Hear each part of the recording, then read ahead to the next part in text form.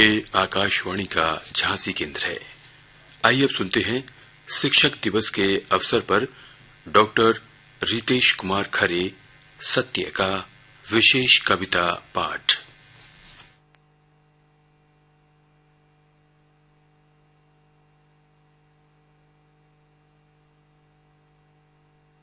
सबसे पहले मैं अपने सभी श्रोताओं को शिक्षक दिवस के इस अवसर पर बहुत बहुत शुभकामनाएं देना चाहता हूं। शिक्षक, जिसे भारतीय परंपरा में गुरु का दर्जा प्राप्त है, उसका जीवन में बड़ा महत्व है। शिक्षक न केवल हमें ज्ञान देते हैं बल्कि जीवन जीने की कला भी सिखाते हैं। हमारे ग्रंथों में शिक्षकों को ईश्वर से भी ऊपर माना गया है। संत कबीरदास जी कहते हैं कि गुरु गोविंद दो खड़े, काके लागू पाए, बलिहारी गुरु आपने गोविंद दियो बताएं। यानी शिक्षक का जो महत्व है वो ईश्वर से भी ऊपर है। स्कंद पुराण का एक मंत्र है, गुरु ब्रह्मा गुरु विष्णु गुरु देवो महेश्वरा गुरु साक्षात परम ब्रह्म तस्मै श्री गुरुवे नमः। यानी गुरु ब्रह्मा के समान है जो हमारे अंदर शिक्षा के दीप का सृजन करते हैं, भगवान विष्णु के समान हमारा पालन करते हैं और शिव के समान हमारे अंदर की समस्त जो बुराइयां हैं, कुरीतियां हैं, उनका विनाश करते हैं, नाश करते हैं। तो आज शिक्षकों को नमन करते हुए कुछ कविताओं के माध्यम से मैं अपनी बात रखूंगा। युवाओं से मैं विशेष रूप से कहना चाहता हूँ, बिना शिक्षक के, बिना गुरु के ना तो ज्ञान प्राप्त हो सकता है, ना ही जीवन में हम ऊंचाइयों को प्राप्त कर सकते हैं। तो सभी युवाओं से यह अनुरोध है कि शिक्षकों को महत्व दें और जीवन की ऊंचाइयों को प्राप्त करें। तो सबसे पहले शिक्षकों को नमन करते हुए मैं अपनी कविता आपके समक्ष रख रहा हूँ, जिसका शीर्षक है वे शिक्षक कहलाते हैं। इस कविता के माध्यम से मैं ये बताना चाहता हूँ कि शिक्षकों का जो महत्व है वो अंधकार से प्रकाश की ओर ले जाने का है। शिक्षक खुद जलकर प्रकाशित करते हैं हमारे जीवन को। तो कविता के माध्यम से मैं अपनी बात रखूंगा। अंधकार को दूर हटाकर ज्ञान का दीप जलाते हैं। अंधकार को दूर हटाकर ज्ञान का दीप जलाते हैं। बुझे दिलों में जोश जगाकर जीवन बोध कराते हैं। अंधकार को दूर हटाकर ज्ञान का दीप जलाते हैं। बुझे दिलों में जोश जगाकर जीवन बोध कराते हैं। खुद जलकर जो करें प्रकाशित, वे शिक्षक कहलाते हैं। छात्र तो माटी जैसा है, शिक्षक देते हैं रूप उसे। स्नेह के जल से सींच शिक्षक देते हैं धूप उसे। अपने शिष्यों के जीवन में नया सवेरा लाते हैं। खुद जलकर जो करें प्रकाशित, वे शिक्षक कहलाते हैं। अगला बंद देखिएगा कि जो अटके हैं या भटके हैं, शिक्षक दिखलाते राह उन्हें। जो अटके हैं या भटके हैं, शिक्षक दिखलाते राह उन्हें। जो है निराश, शिक्षक देते उत्साह उन्हें। तूफानों से लड़ जाने का शिक्षक विश्वास जगाते हैं। खुद जलकर जो करें प्रकाशित, वे शिक्षक कहलाते हैं। जीवन के दुर्गम पंथ पर कंटक हमें जकड़ते हैं। तब गुरुवर अपने शिष्यों की उंगली सदा पकड़ते हैं। उनके पथवाहक बनकर गंतव्यों तक ले जाते हैं। खुद जलकर जो करें प्रकाशित, वे शिक्षक कहलाते हैं।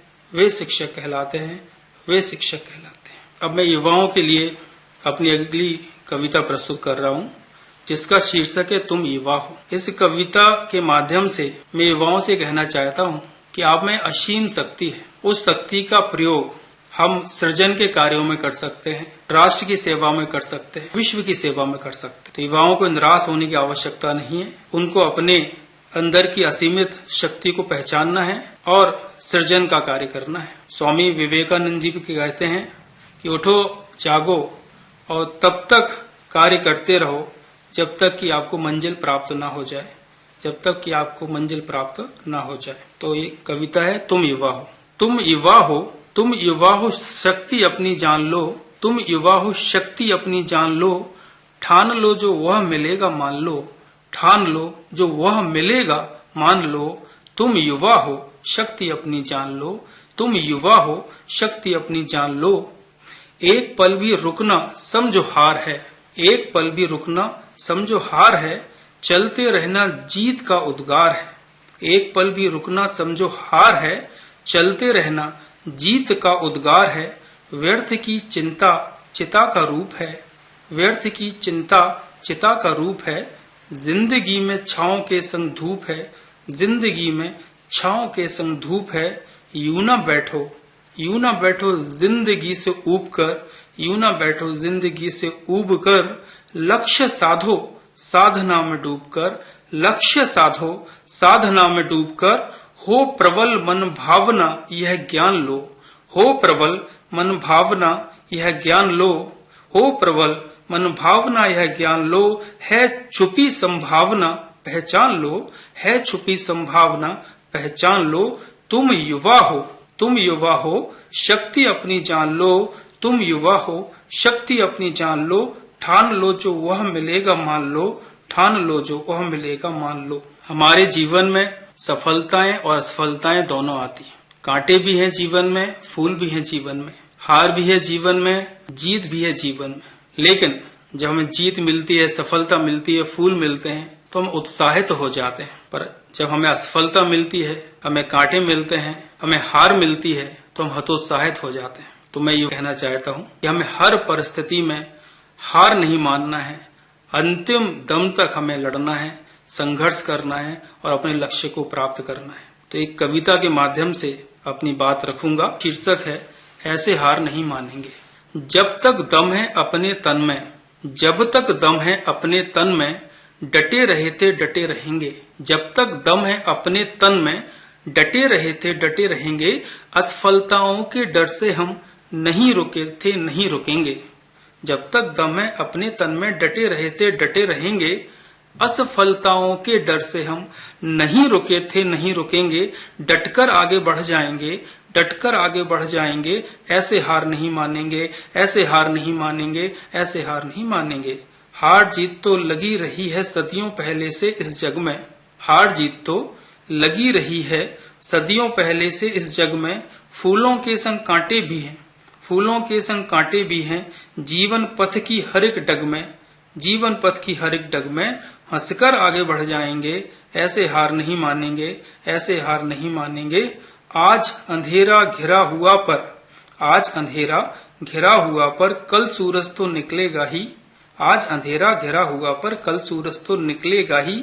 आज घड़े में पानी कम पर, आज घड़े में पानी कम पर कल जल से भर छलकेगा ही, कल जल से भर छलकेगा ही। अपनी ताकत पहचानेंगे, अपनी शक्ति पहचानेंगे। ऐसे हार नहीं मानेंगे, ऐसे हार नहीं मानेंगे, ऐसे हार नहीं मानेंगे। ऋग्वेद का एक मंत्र है, आनो भद्रः कृतवो यन्तु विश्वितः, आनो भद्रः कृतवो यन्तु विश्वितः। Let noble thoughts come to us from all directions. इसका अर्थ है कि कल्याणकारी विचार, सद्विचार, अच्छे विचार हमारे पास चारों ओर से आते हैं, हमारे पास चारों ओर से ऐसे विचार आए, इस कामना के साथ हमें आगे बढ़ना चाहिए। तो हमें संसार की प्रत्येक व्यक्ति में, प्रत्येक वस्तु में अच्छाइयों की तलाश करनी चाहिए और जो भी अच्छाई मिले उसको आत्मसात करना चाहिए। हमारा स्वभाव साधु की तरह होना चाहिए कि सार सार को गही रहें, थोथा देई उड़ाए। तो हमें सार लेना है जीवन में, और जो व्यर्थ की निरर्थक बातें हैं उन पर ध्यान नहीं देना है, तभी आपका कल्याण होगा। तो जीवन में हम प्रेरणा कहाँ कहाँ से ले सकते हैं ये आपको सोचना है और प्रेरणा लेके अपने जीवन को आगे बढ़ाना है। ऐसी कुछ प्रेरक कविताओं के माध्यम से मैं अपनी बात रखूंगा। कविता है वृक्ष, इसमें हम प्रेरणा वृक्ष से ले सकते हैं। आप देखते हैं कि वृक्ष अपने स्थान पर स्थिर होते हैं, लेकिन जब हम वृक्षों के पास जाते हैं तो उनके द्वारा हमारे जीवन में एक नई ऊर्जा का संचार होता है। कितने सारे लाभ वृक्ष हमें देते हैं, हमारे ऊपर परोपकार करते हैं। तो हमें भी वृक्षों से प्रेरणा लेनी है, उनके समान बनने का प्रयास करना है। तो वृक्ष नाम की इस कविता के माध्यम से आपके समक्ष, श्रोताओं के समक्ष मैं अपनी बात रखने जा रहा हूँ। वृक्ष स्थिर होते हैं, वृक्ष स्थिर होते हैं, फिर भी पत्तियों को हिलाकर अपनी उपस्थिति का आभास कराते हैं। वृक्ष स्थिर होते हैं, फिर भी पत्तियों को हिलाकर अपनी उपस्थिति का आभास कराते हैं। लाचार होकर भी द्विगुणित उत्साह दिखाते हैं। लाचार होकर भी द्विगुणित उत्साह दिखाते हैं। देते हैं शुद्ध वायु और शीतलता, देते हैं शुद्ध वायु और शीतलता।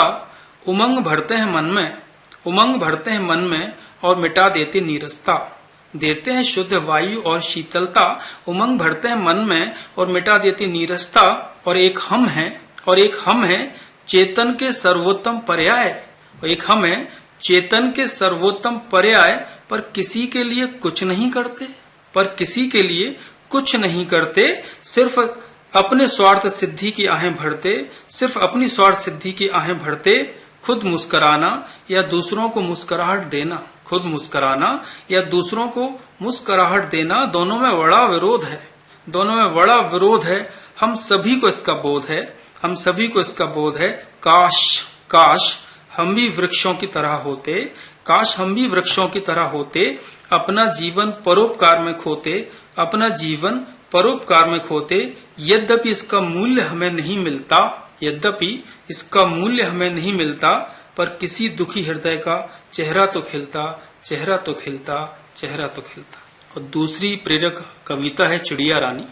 एक छोटी सी चिड़िया के माध्यम से भी हम जीवन में प्रेरणा ले सकते हैं। थोड़ा सा मैं इसमें आपको बताना चाहता हूँ कि चिड़िया रानी कविता कहाँ से आई। बचपन में जब मैं बहुत छोटा था और गर्मियों की छुट्टियों में जब घर के लोग विश्राम किया करते थे, तब मैं चिड़िया को देखा करता था जो मेरे घर में घोंसला बनाती थी। एक एक उसकी जो गतिविधि थी वो मैं देखता था, कैसे वो तिनका लाके घोंसला बना रही है, कैसे वो उसमें अंडे दे रही है, कैसे बच्चों का लालन पालन कर रही है। तो चिड़िया की जो मेहनत थी उसने मुझे विशेष प्रेरणा दी। जब कविताएं मैं लिखने लगा तो उस चिड़िया को भी समर्पित करते हुए कविता लिखी जिसका शीर्षक है चिड़िया रानी। तो चिड़िया के माध्यम से अपनी बात रखूंगा, आप भी उससे प्रेरणा ले। तृण तृण लाकर, तृण तृण लाकर अपने घर को स्वयं बनाने वाली वो, तृण तृण लाकर अपने घर को स्वयं बनाने वाली वो, प्रेम भोज अपनी ममता को रोज खिलाने वाली वो। तृण तृण लाकर अपने घर को स्वयं बनाने वाली वो, प्रेम भोज अपनी ममता को रोज खिलाने वाली वो। अपने बच्चों की खातिर वो कड़ी धूप भी सहती है, अपने बच्चों की खातिर वो कड़ी धूप भी सहती है। मेरे दिल के कोने में कोई रहता हो न रहता हो, मेरे दिल के कोने में कोई रहता हो न रहता हो, पर मेरे घर के कोने में चिड़िया रानी रहती है, चिड़िया रानी रहती है, चिड़िया रानी रहती है। और पहला बंद देखिए, इसमें आप चिड़िया का पूरा चित्रण देखेंगे कि सुबह सवेरे उठने वाली, सुबह सवेरे उठने वाली, अथक परिश्रम करने वाली, सुबह सवेरे उठने वाली, अथक परिश्रम करने वाली, कोटि कोटि पंखों को हिलाकर नील गगन में उड़ती है, कोटि कोटि पंखों को हिलाकर नील गगन में उड़ती है। श्रम की सूरत हस्ती मूरत, श्रम की सूरत हस्ती मूरत, सांझ को घर को मुड़ती है, श्रम की सूरत हस्ती मूरत, सांझ को घर को मुड़ती है। मन मेरा मेहनत करने को कहता हो ना कहता हो, मन मेरा मेहनत करने को कहता हो ना कहता हो, पर हरदम मेहनत करने को चिड़िया रानी कहती है, चिड़िया रानी कहती है। मेरे दिल के कोने में कोई रहता हो न रहता हो, पर मेरे घर के कोने में चिड़िया रानी रहती है, चिड़िया रानी रहती है, चिड़िया रानी रहती है। और अंतिम बंद देखिएगा इसका, चंचलता से सदा फुदकना, चंचलता से सदा फुदकना, मीठे स्वर के साथ चहकना, चंचलता से सदा फुदकना, मीठे स्वर के साथ चहकना, साथ साथ में रहना उड़ना, साथ साथ में रहना उड़ना, मुश्किल में भी आगे बढ़ना, मुश्किल में भी आगे बढ़ना, प्यार से रहकर साथ झगड़ने का संदेशा कहती है, प्यार से रहकर साथ झगड़ने का संदेशा कहती है। अरे मन मेरा मीठा कहने को कहता हो न कहता हो, मन मेरा मीठा कहने को कहता हो न कहता हो, पर हरदम मीठा कहने को चिड़िया रानी कहती है, चिड़िया रानी कहती है, पर हरदम मीठा कहने को चिड़िया रानी कहती है। अरे मेरे दिल के कोने में कोई रहता हो न रहता हो, पर मेरे घर के कोने में चिड़िया रानी रहती है, चिड़िया रानी रहती है। तो अंत में मैं पुनः शिक्षक दिवस की आपको शुभकामनाएं देता हूं। धन्यवाद। अभी आप सुन रहे थे शिक्षक दिवस के अवसर पर डॉक्टर रितेश कुमार खरे सत्य का विशेष कविता पाठ। FM 103 पर हम आकाशवाणी के झांसी केंद्र से बोल रहे हैं।